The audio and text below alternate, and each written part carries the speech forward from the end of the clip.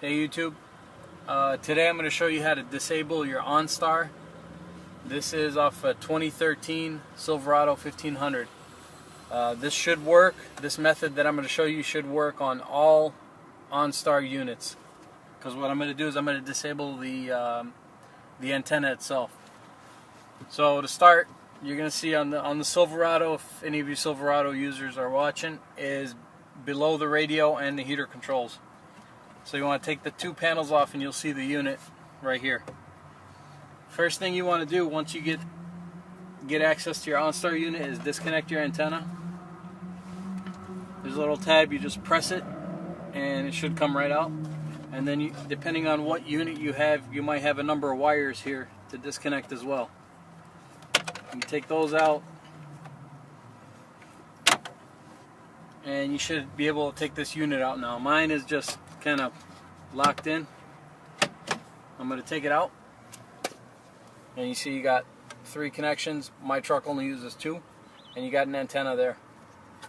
Next thing you want to do is get a T10 screwdriver.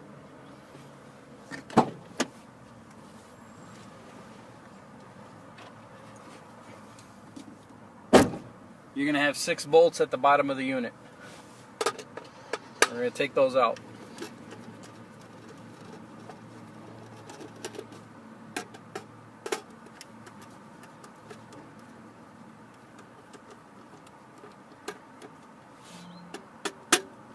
You could just loosen them. You don't have to actually lift the screws out because this cover is going to come off and you could just take the screws with it.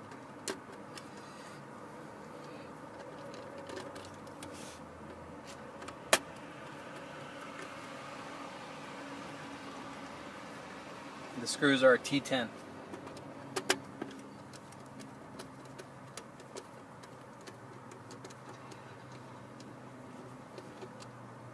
Once you get the last screw off,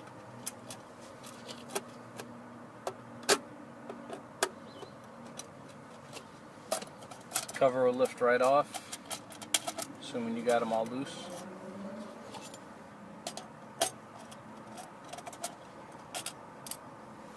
You can just set that aside.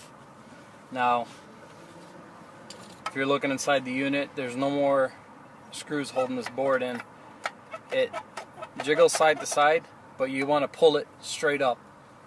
So what I do is I get a grip right here and a grip right here, and I just kind of press, pull up, and it pops out like that.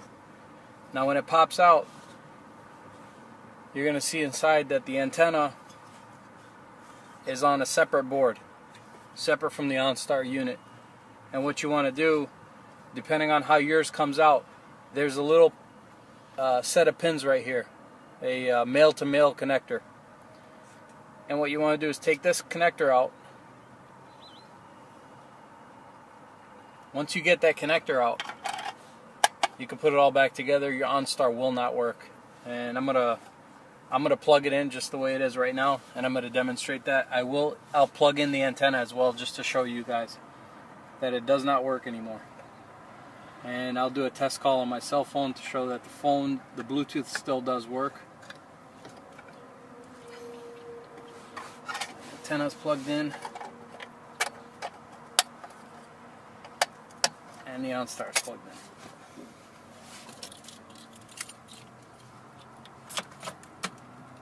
Turn the key on, and the light right now is green, but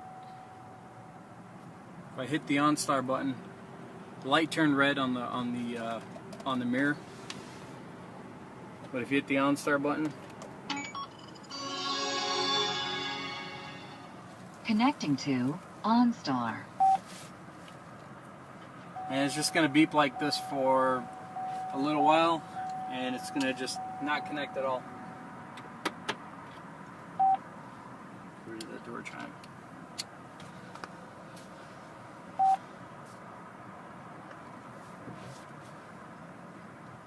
I think it tries for 1 minute.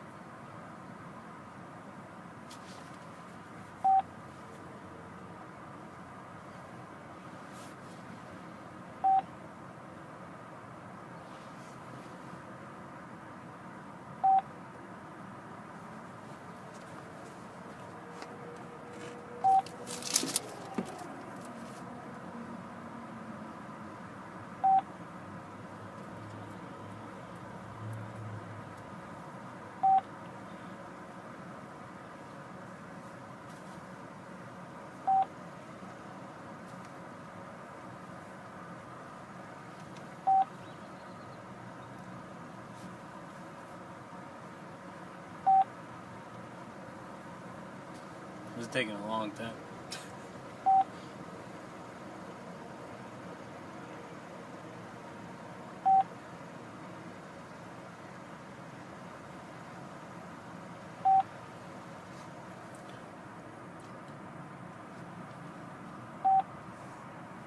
I think we got the point. It doesn't work. I don't know how long it's going to keep trying to connect, but after a while it's just going to cancel the call out. So I'm going to go ahead and disconnect.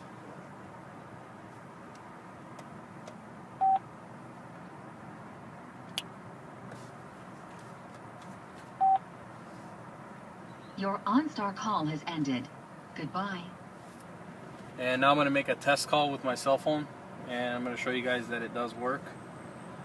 Let me just make a phone call.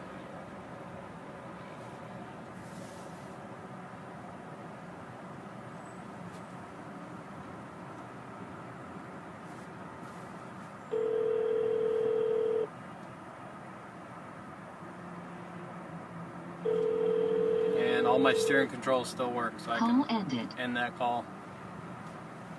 Radio still works. That's XM. And I have only one code on my truck, and that is to service the. I can't even find it anymore. That engine light came on because I had the OnStar unit disconnected, and when I reconnected it, it held on to that code, but that'll clear itself after a while. And I'm getting a service trailer brake error. See if I can get that to come up. And that's because I got my trailer brake disconnected. Once I plug that back in, that code will go away as well. So I hope this video is useful to all you guys. I know I did a lot of research on Google trying to get some answers, and I couldn't get any answers. This is definitely the way to get rid of your OnStar connection if you don't want them looking over your shoulder. You guys have a good day. Thank you. Bye.